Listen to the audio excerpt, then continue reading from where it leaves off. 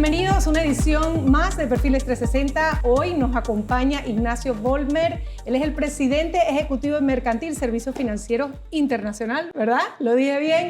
Ignacio, bienvenido. Muchísimas gracias. Oye, Ignacio, qué gusto conocerte. Sabemos que estás, como quien dice, al mando ya oficialmente desde el 1 de enero de este año en esta posición.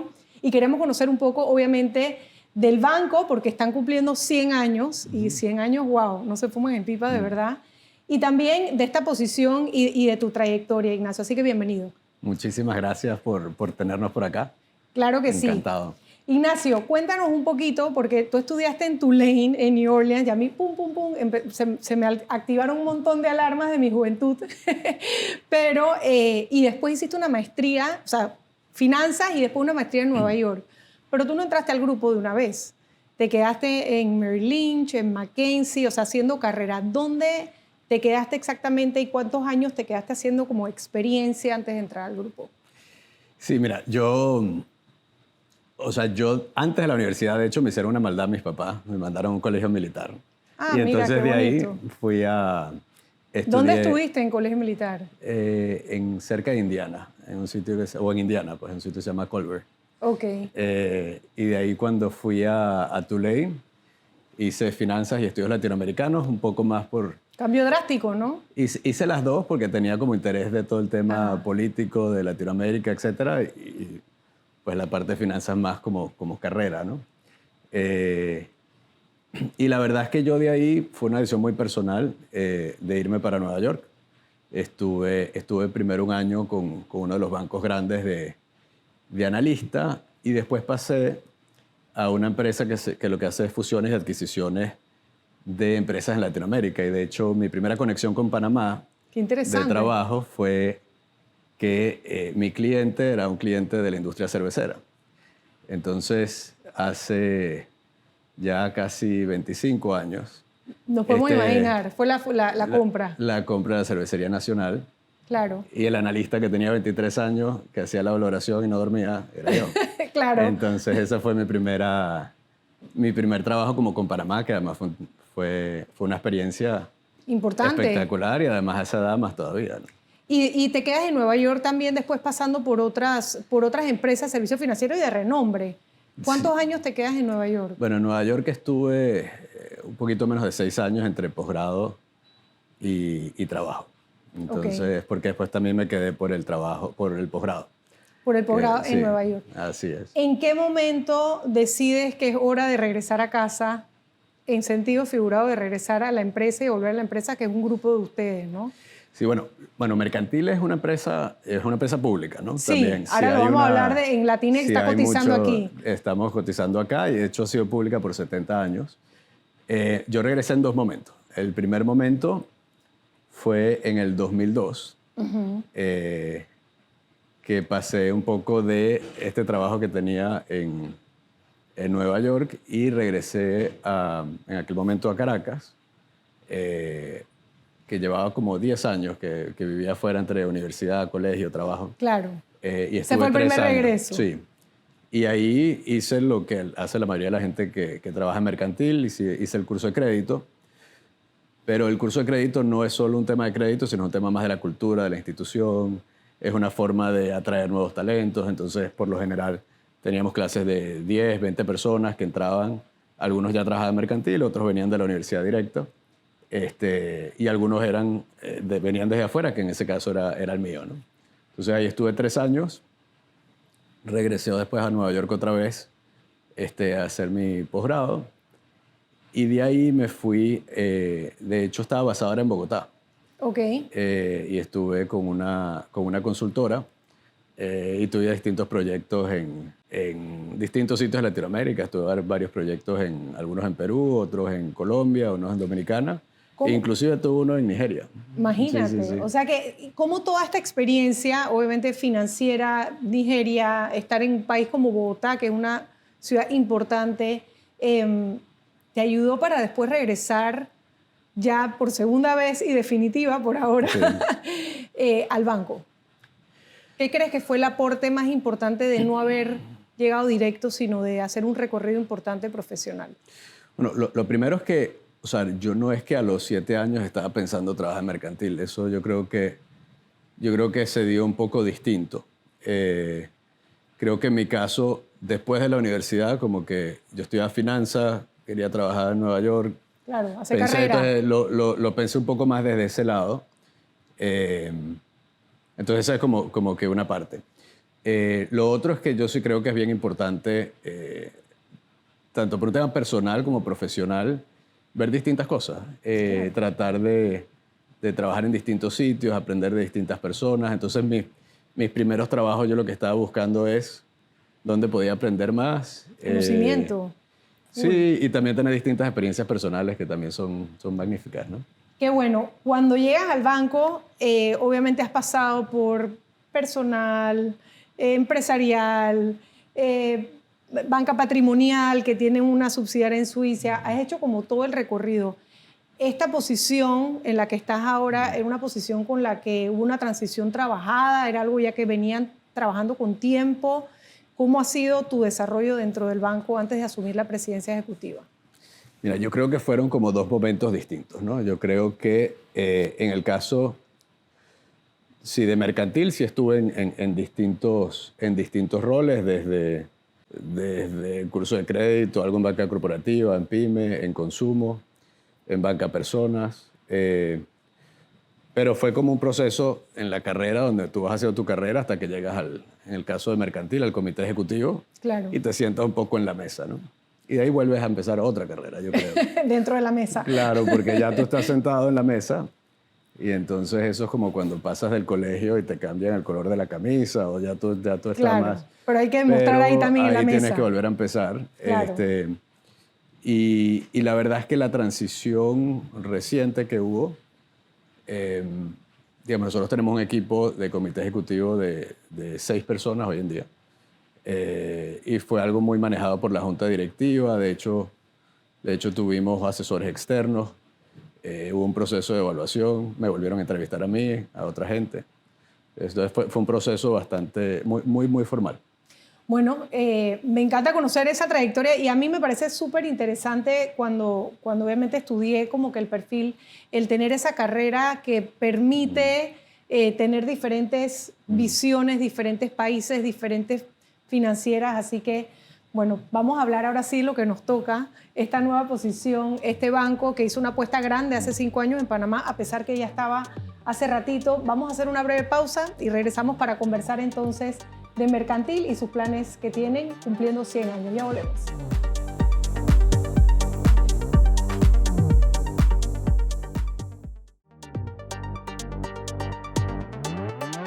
Estamos de regreso en esta interesante entrevista con Ignacio Polmer de Mercantil, presidente ejecutivo.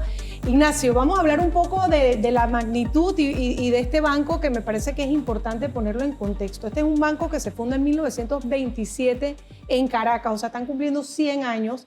Y después del desarrollo en Caracas, ustedes están aquí desde 1977 en Panamá. ¿Cómo pasamos de 1977 tanto tiempo a una apuesta tan importante que hicieron hace 5 años?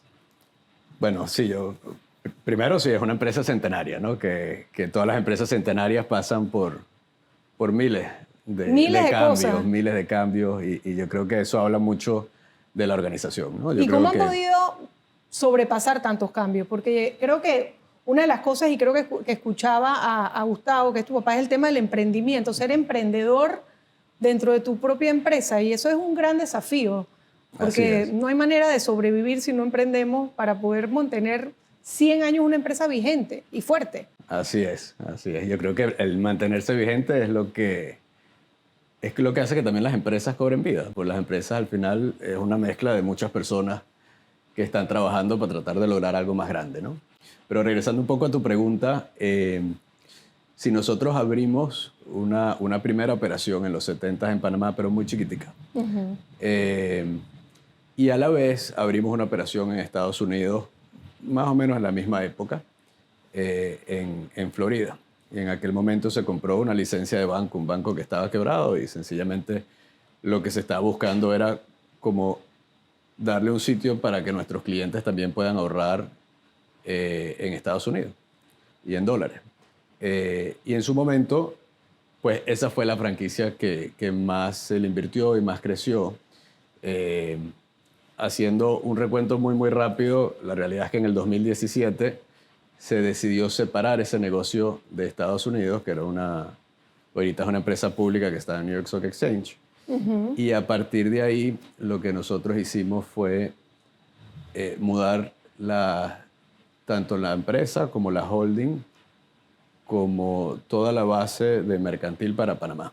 Sí, que yo creo que es importante eso. mencionar lo que decías, que Mercantil es pública y cotiza en la Bolsa Latinoamericana de Valores de Panamá, que es Latinex.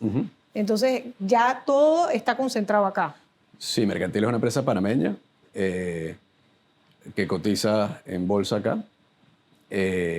Y estamos desde la separación del negocio de Estados Unidos, nuestro reto y nuestro gran reto es hacer una empresa relevante que le hable a las empresas panameñas, a las personas en Panamá, pero también aprovechar la ventaja que trae Panamá de poder hacer negocios en Panamá y también como un hub. Panamá en ese sentido tiene unas grandísimas ventajas. Tiene por un lado un sistema financiero fuerte. Probablemente los panameños no lo ven todos los días, pero realmente cuando uno ve los sistemas financieros de los distintos países en Latinoamérica, hay países que el sistema financiero es 20% del PIB, hay otros que es 50% del PIB, hay otros que es 100% del PIB. En el caso de Panamá hay otro país, que es Chile, es más de 2 veces el PIB. Qué locura. Entonces eso te habla mucho de la fortaleza que hay en Panamá desde el punto de vista del sistema financiero. Y hay un poco la apuesta que hicieron hace 5 años, donde adquirieron en ese momento Capital Bank y donde han estado fortaleciendo su operación. Sí, y desde el punto de vista de las inversiones de Mercantil, menos de la mitad de las inversiones que se han hecho recientemente fue esa adquisición. Se han hecho inversiones en fundar una fintech, en comprar una empresa de reaseguros, en capitalizar la empresa, en traer mejor talento. Y creo que es importante porque es importante que nos puedas explicar de repente las unidades de negocio que tienen, porque está la parte financiera, está seguro, está reaseguro. Entonces, ¿cuántas divisiones tiene el grupo en sí? Mira, realmente, digamos, nuestro objetivo es crear un ecosistema financiero donde la gente pueda ahorrar, invertir, asegurarse, transar, todo en un mismo sitio. Entonces tenemos, por un lado, banco, que básicamente pues, cubre todos los temas bancarios de empresas, personas. Después está el negocio de seguros, que está seguros y reaseguros. Un reaseguro es el seguro del seguro, básicamente. Entonces, pero la razón que tenemos la empresa reaseguros es para distribuir el riesgo. Entonces tú con la empresa reaseguros puedes ir a muchos países muy rápido. Entonces es una forma de no solo tener una operación en Panamá, sino ya en 15 países. Y después nosotros queríamos, con todo este tema de transformación digital, teníamos que hacer 2 esfuerzos. Por un lado es cómo transformamos las empresas, pero por otro lado estábamos viendo que hay una oportunidad de, digamos, de pensar de un mercantil de uno a muchos y de pensar un mercantil que tenga mucho más escala. Entonces decidimos abrir una fintech. Háblame de esa fintech, porque tú eres parte importante, fundador de la fintech, y creo que ya que es una billetera digital, están en 130 países que pueden transaccionar. Bueno, te quiero hacer un comentario de eso porque la Zinli se llama la fintech. Ajá. Zinli es una billetera que tú la bajas y te puedes hacer cliente si eres panameño con tu documento y tu cédula, pero si no eres panameño con un pasaporte. Okay. Entonces hay mucha gente que tiene una grandísima aspiración de tener una billetera en dólares. Entonces lo que ha pasado es que hay mucha gente que le ha traído este concepto que pusimos, porque es como una especie de billetera, pero en dólares, pero que puedes utilizar en distintos países. Entonces, lo bonito, porque hemos aprendido muchísimo con la fintech, es que hay distintas formas de hacer una multinacional. Una es que tú vayas a muchísimos sitios, o la otra es que la gente venga a tu casa. Entonces, lo que ha pasado es que mucha gente de distintos países han utilizado esta billetera para, básicamente, lo pueden recargar en sus propias monedas y después pueden transferirse dólares entre la misma billetera. Y entonces tienes métodos de pagos en dólares que no es tan común para gente que no vive en Panamá o que no vive en Estados Unidos. Claro, esto apela un poco para países donde todavía están en pesos, donde obviamente el tema de la migración, las remesas, o sea, hay tantas cosas pasando que quizá, digo, afortunadamente aquí en Panamá no nos toca esa realidad, pero que hay una oportunidad también para poder conectar con toda esta gente, ¿no? Pero y también nos ayuda a poderle hablarle a una siguiente generación. Claro, que Los todo lo bancos quieres por lo general son más estructurados, más cuadrados, Claro. etcétera. Y yo creo que desde el lado de una fintech tú puedes hacer mucho más cosas con la marca, puedes tomar, digamos, más riesgos en la comunicación, en lo que estás haciendo, puedes tratar nuevas ideas. Entonces te permite también como que ser una puerta de entrada a un ecosistema mercantil más amplio. Claro. También tienen, Euromoney los distinguió como el mejor banco de Panamá y el mejor banco de responsabilidad social y banco digital, y The Banker también los posicionó como el primer banco en crecimiento de activos. ¿Cómo se sienten ustedes con esta apuesta a Panamá y qué planes tienen para futuro, digamos, con el hecho de haberse radicado acá como empresa? Mira, primero muy orgulloso de que nos hayan tomado en cuenta para esos reconocimientos. ¿no? La verdad es que por ese lado, y muy orgulloso principalmente del equipo y de la gente que está haciendo un trabajo magnífico y que le pone las horas y le pone las ganas y que nos permite otra vez ensoñar en grande. Yo creo que eso es parte de lo que estamos buscando. Más allá de que tú tengas 100 años, la pregunta es cómo puedes utilizar esta plataforma para resolver más problemas a la gente, más problemas a las personas. Entonces yo creo que todos esos reconocimientos, más que reconocimiento per se, creo que nos impulsan a seguir innovando, a seguir haciendo. Entonces por ese lado, emprendiendo. Y creo que eso es fundamental. Y de cara a Panamá, bueno, nuestro compromiso es un compromiso con el país. Esta es nuestra casa. Aquí tenemos nuestra holding y es un compromiso muy profundo para tratar de dejar las cosas mejor de como las recibimos. Bueno, vamos a hacer una breve pausa, Ignacio. Cuando regresemos vamos a hablar un poco de ese compromiso que tienen con Panamá, no solo a nivel de negocio y financiero, sino algunas de las causas que, digamos, han hecho suyas también desde que están aquí. Hacemos una breve pausa, regresamos enseguida. Estamos hablando con Ignacio Vollmer, presidente ejecutivo de Mercantil. Ya volvemos.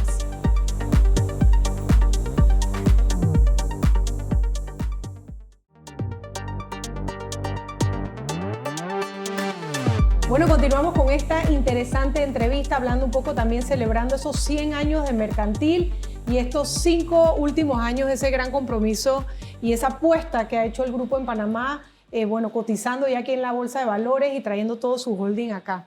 Y hablando un poco de esos compromisos y digamos, de esas ganas de penetrar no solo en la parte de negocios, sino en la parte social, cultural de nuestro país. Yo creo que hay un par de iniciativas que me parecen interesantes, ¿no?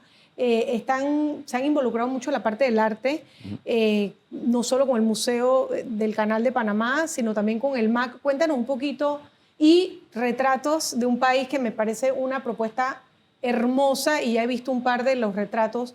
Cuéntanos qué tan importante es para ustedes el tema del arte y la cultura y cómo se están involucrando en Panamá en ese sentido. Mira, Mercantil en temas de arte y cultura viene trabajando desde hace muchísimos años, porque esa es una forma de realmente conocer el país. Yo creo que mucho más allá de un artista o un evento, eso es lo que te va dejando es trazas de lo que son los países, de lo que son sus momentos. Los artistas te enseñan la historia desde otro lado, y es un esfuerzo que siempre hemos mantenido y que queremos incorporar a quienes somos realmente, ¿no? Nosotros somos una empresa precisamente centenaria, y yo creo que el arte, parte de lo que te está hablando, es de la cultura de los países y de todos esos momentos magníficos. Y de cara a lo que me preguntabas, retratos de un país, es un regalo que nosotros queremos hacer a las siguientes generaciones de Panamá realmente, que es unos micros de gente que ha hecho cosas importantes por Panamá y que son ejemplos maravillosos que todos tenemos que conocer, que tenemos que saber. Pues nos hace falta siempre esos ejemplos positivos de gente que ha logrado traernos hasta hoy, y bueno, y ahorita es nuestro turno dejar el país mejor. Entonces... Y estos micros han estado saliendo uno por uno. Estamos sacando uno por uno. 5 o 7 minutos, ¿no? Sí. Y me parece que es una manera muy bonita, como dices, de plasmar historias que valen la pena replicar y que sirven de inspiración también para las nuevas generaciones, para que tengamos muchos más de esas personas que hicieron algo por el país. También vi que tienen el Panama, sí, espérate, ya te voy a decir, el Panama Week y sobre todo en el tema del museo y del MAC. Ustedes siguen como patrocinadores, impulsando. ¿Cómo participan con estas iniciativas? Bueno, nuestro objetivo es ayudar a los que están haciendo. Claro. Entonces, lo que hemos tratado es de participar. Ahorita estamos haciendo un esfuerzo con una feria de arte que se llama Pinta, que básicamente es una feria de arte que hay en distintos países de Latinoamérica. En Miami tienen una presencia muy importante. En Lima también tienen. En Paraguay ahorita están abriendo algo. Y estamos haciendo un primer esfuerzo en conjunto con Pinta y otras empresas para tratar de buscar espacios culturales para ir probando cómo, digamos, la aceptación de todos estos espacios culturales, de abrir las oficinas del banco para que la gente vea las obras de arte, pero también buscar espacios de diálogo que es tan importante. Igual también en el tema ambiental vi que están con un mural ecológico. Cuéntanos un poco de esa iniciativa también. Bueno, esa iniciativa buscaba varios objetivos al tiempo. Una iniciativa muy bonita porque hicimos un mural con algo más de 70.000 tapitas. Con tapitas de gaseosa. Plástica, sí. Entonces busca, por un lado, la participación del equipo. Por otro lado, busca dejarle un regalo a la ciudad, porque la verdad es que es un mural muy, muy bonito que hicimos en conjunto con un colegio. Y entonces los profesores, los estudiantes, todos nos ayudaron a poner las tapitas. Obviamente los artistas, hubieron 3 artistas que participaron. Pero lo más importante también es crear la conciencia de reciclaje en la oficina. Claro. Y alrededor. Entonces cumplía con el objetivo de regalo a la ciudad, la conexión con el colegio, la conexión con la gente que quiere aportar, hacer y ayudar, y también con el objetivo más importante, que es el reciclaje. Bueno, además también que sé que están en el voluntariado de siembra, que me parece importante, del Parque Soberanía. O sea que de diferentes maneras ustedes están, como quien dice, penetrando y asumiendo ese ADN también del país, que me parece que es importante. Ignacio, tengo algunas preguntas antes de despedir que creo que es importante. ¿Cuál crees que ha sido tu mayor reto hasta ahora? Te la puse difícil. Mira, yo creo que el mayor reto siempre, creo que lo estamos viendo ahorita, ¿no? Estamos en una empresa con una trayectoria importante, con un legado muy importante, pero ahorita siento que es como nuestro turno de llevar la empresa a un siguiente nivel. Creo que articularnos, pues nosotros tenemos una estrategia un poquito distinta a los demás. Generalmente tú eres un banco o seguros o una fintech o algo. Usted no tiene unas sílabas que son bien interesantes, que es emprendimiento. Sí, bueno, lo de nosotros tenemos distintos esfuerzos, sí, pero ciertamente tenemos una cultura que tiene que ver con emprender, que tiene que ver con resiliencia, que tiene que ver con hacer las cosas bien, que tiene que ver con el compromiso. Entonces son parte nosotros tenemos una cultura que tenemos como 10 temas, que en caso de duda tú te regresas ahí, son como tus 10 mandamientos y ahí seguimos. Pero yo te diría que es precisamente integrar un ecosistema, porque no es un banco o una compañía de seguros o una fintech, sino es cómo realmente, digamos, le resuelves un problema a tus clientes para que en un solo sitio puedan no solo trabajar a nivel de banco, sino asegurarse, transar, que puedan invertir con nosotros. Entonces yo creo que esa articulación es un grandísimo reto. Es un grandísimo reto que, bueno, esperemos que lo puedan lograr, y a la cabeza seguro que así será. Ignacio, para despedirnos, siempre despido el programa. ¿Cuál crees tú que es la clave del éxito? Mira, creo que hay muchas cosas, ¿no? Pero yo creo que uno tiene algo que estaba hablando con unos estudiantes hace poquito, le di 2 mensajes. Yo creo que uno es cuidar con quién se rodea uno, ¿no? Uno termina siendo más o menos el promedio de las 5 o 7 personas que está cerca de uno. Entonces buscarte gente muy, muy buena y que te hagan ser mejor. Y el otro mensaje que les di es que yo creo que los que hacen generalmente le ganan a los que piensan. Entonces creo que hay que realmente buscar hacer y trabajar. Hay que ponerle las horas, hay que ponerle las ganas, hay que poder soñar. Pero por sobre todo, ya después que tengas todo eso, hay que sentarse con disciplina, hacer las cosas tardan tiempo, pero si se hace con disciplina, seguramente llegan a buen puerto. Bueno, muchísimas gracias, Ignacio. Nos quedamos con la disciplina y hacer más que pensar también, ¿verdad? Lo que no se aterriza no sirve. Así es. Gracias, Ignacio. Muchísimos éxitos. Felicidades por estos 100 años. No podremos estar en los próximos 100 años juntos, pero esperemos que alguien más pueda seguir esta entrevista. Absolutamente. No queremos estar en los próximos 100 años juntos. Muchísimas gracias. Gracias. Bueno, de esta manera llegamos al final de esta edición de Perfiles 360. Será hasta la próxima. Chao.